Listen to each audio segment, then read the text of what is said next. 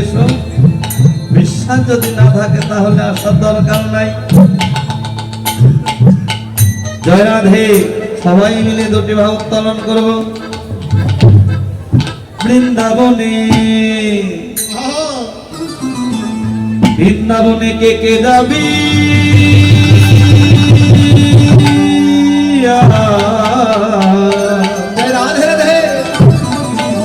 আমার রাধা রানীর প্রেমের দুনিয়া।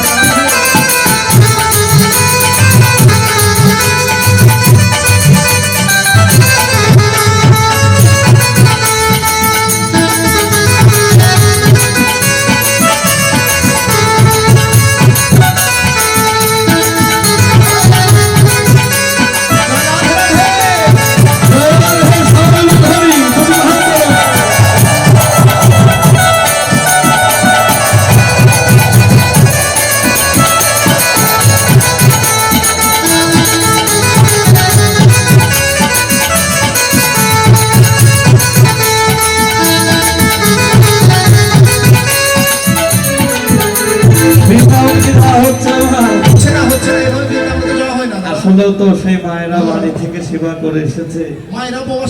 অনেকে হয়তো দুপুরের প্রসাদ পায়নি, তাই না? বদনটা শুকিয়ে গিয়েছে। আর তারপর আজকে তো একাদশী মা, একদিন প্রসাদ না পালে কি হবে নাকি? রাধে রাধে। সবাই গোবিন্দের চরণে আত্মনিবেদন করে আজকে আমরা একাদশী থাকবো, ব্রত পালন করবো, তাতে গোবিন্দের কৃপা আমরা লাভ করতে পারবো। রাধে বলো রাধে রাধে রাধে না বলো বৃন্দাবন।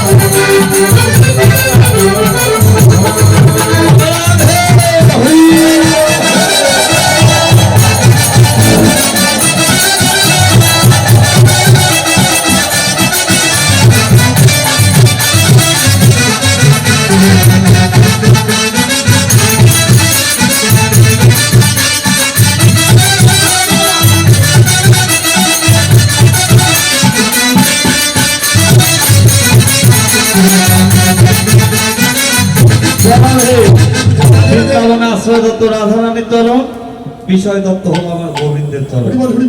আশ্রয় হয়েছে, বিষয় এখনো হয়নি। তাহলে আমরা বৃন্দাবনে সেই রাধা গোবিন্দের যুগল ভজনটা গাইব সবাই মিলে দুটি রাধে রাধে রাধে কৃষ্ণ বলে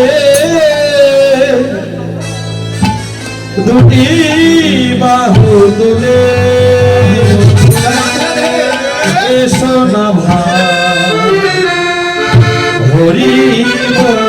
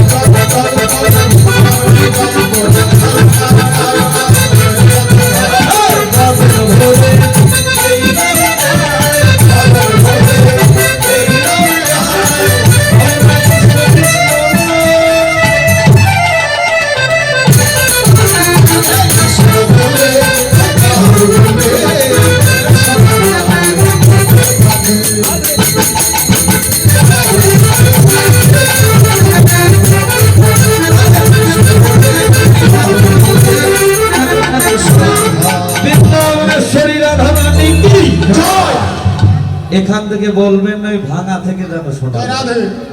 বৃন্দাবন থেকে রাধারানী 30 কিলোমিটার দূরে থাকতো জটিলা রঙ্গন। সেই জটিলা রঙ্গন থেকে বৃন্দাবন থেকে গোবিন্দ রাধা রাধা বলে বাঁশি বাজাতেন।